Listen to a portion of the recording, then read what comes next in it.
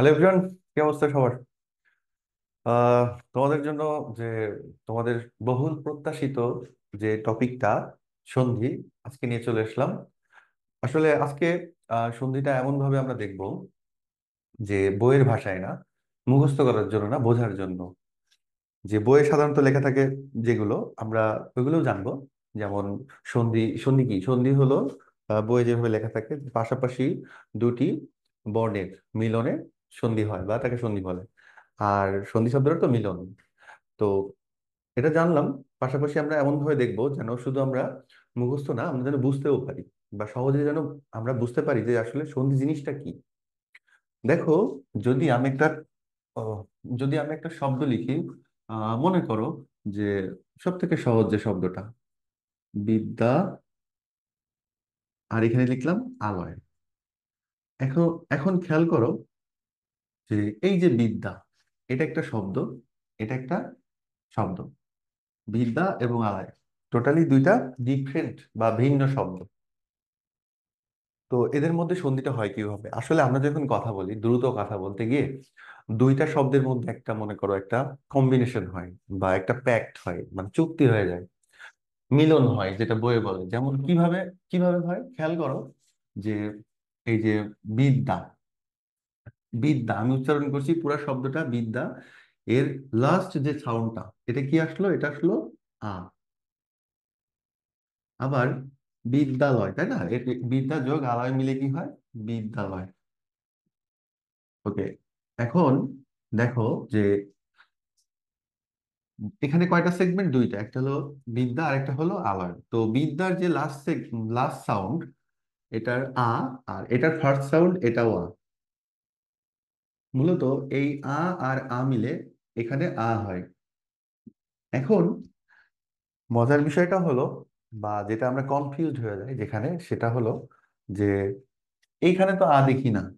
এইখানে এই আ তাহলে কোথায়? দেখছি না তো। এই আটা আসলে এখানে আছে? আছে।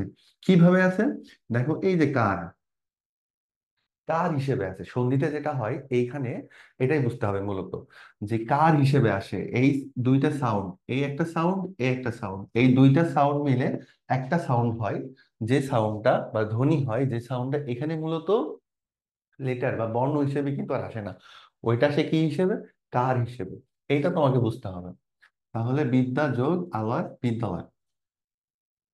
এখন এই যে এইখানে যে সাউন্ডটা আর এই সাউন্ডটা, এরকম আর কি কি আছে আমরা যদি দেখি একটু। যে ধরো আমি লিখি শুভ যোগ ইচ্ছা।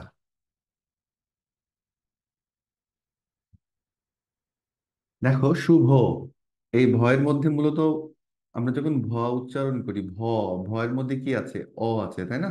ভয়ের মধ্যে মূলত কি আছে? অ আছে। তাহলে এখানে আসলো অ। আর এখানে কি আছে? এখানে বোঝা যাচ্ছে ই। খেয়াল করো, এই অ আর ই মিলে কি হয়? এটা আসলে শুভেচ্ছা, তাই না? শুভেচ্ছা তোমরা বেশিরভাগই জানো, আই বিলিভ। শুভেচ্ছা।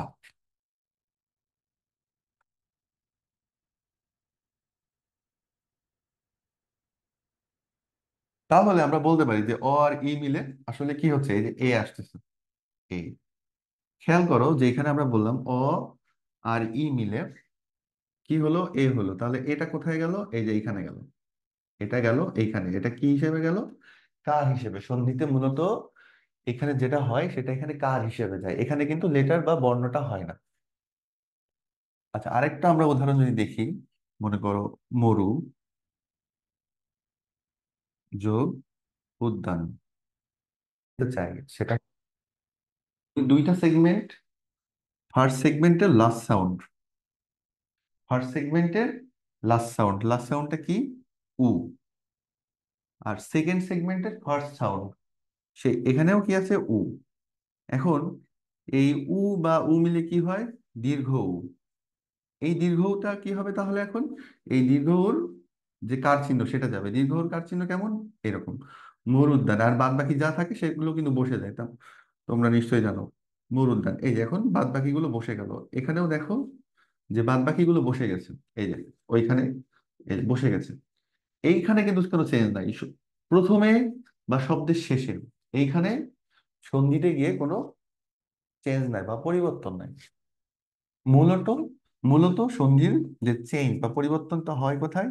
এই যে এইখানে, যে ফার্স্ট সেগমেন্টের লাস্ট সাউন্ড আর সেকেন্ড সেগমেন্টের ফার্স্ট সাউন্ড, এই লাস্ট সাউন্ড আর এই ফার্স্ট সাউন্ড, এই দুই সাউন্ড মিলেই মূলত এইখানে পরিবর্তন হয়।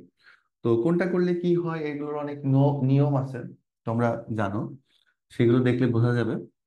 তো এই যে বিষয়টা আমরা দেখলাম, তো এটা দেখে আমরা কি বলতে পারি সন্ধি মূলত কি?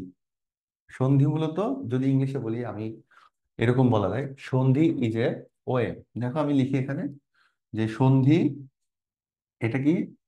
একটা ওয়ে, ওয়ে বা প্রসেসিং, ওয়ে বা প্রসেসিং। সন্ধিটা মূলত একটা ওয়ে বা প্রসেসিং অফ হোয়াট? কিসের এটা? এটা হলো শব্দ গঠনের, শব্দ গঠনের, to form a new word.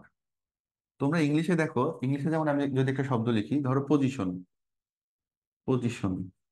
এখন এই পজিশন একটা শব্দ, এটার সাথে যদি, এটার আগে আমি যদি, ধরো এখানে দেখেন, এটার এটার সাথে মানে আগে আর কি, যদি আমি প্রি বসাই, তাহলে কি হয়ে গেল? Pre position. অথবা মনে করো সিং, সিং একটা ওয়ার্ড, এটার সাথে আমি ইয়ার যোগ করলাম, তাহলে এই যে ইয়ার, এটা কি বলে? সাফিক্স। আর এটা হলো প্রিফিক্স। ইংলিশে যেমন সাফিক্স প্রিফিক্স গুলো কি? টু ফর্ম একটা processing to form a new word. সন্ধিটাও ঠিক এমনই, যে একটা ওয়ে বা processing to form a new word. এখন আসো আমরা দেখব যে ও লেভেলে সন্ধিটা কিরকম আসে। আচ্ছা, এগুলো এইভাবে দেখে, এই যে, দেখো ও লেভেলে কিরকম আসে। ও লেভেলে যেটা হয় যে এই জিনিসটা দেওয়া থাকে, আমাদেরকে এই জিনিসটা লিখতে হয়, অথবা এটা দেওয়া থাকে, আমাদেরকে এটা লিখতে হয়। যখন আমি এখান থেকে এখানে যাব, তখন হলো এটা কম্বিনেশন অফ ওয়ার্ড। আর যখন আমি এখান থেকে এখানে আসবো, তখন হলো সেপারেশন অফ ওয়ার্ড। তো মোটামুটি এটাই ছিল ক্লাস, যে আমরা আসলে আজকে দেখাতে চেয়েছি আমি, যে সন্ধিটা মূলত কি, এটা কিভাবে হয়, আর ও লেভেলে কিরকম প্রশ্ন আসে, বা কি কি সহজ উপায় আমরা শিখতে পারি, এগুলো নিয়ে আরো ভিডিও আসবে। তোমরা দেখবে, আশা করি ভালো লাগবে।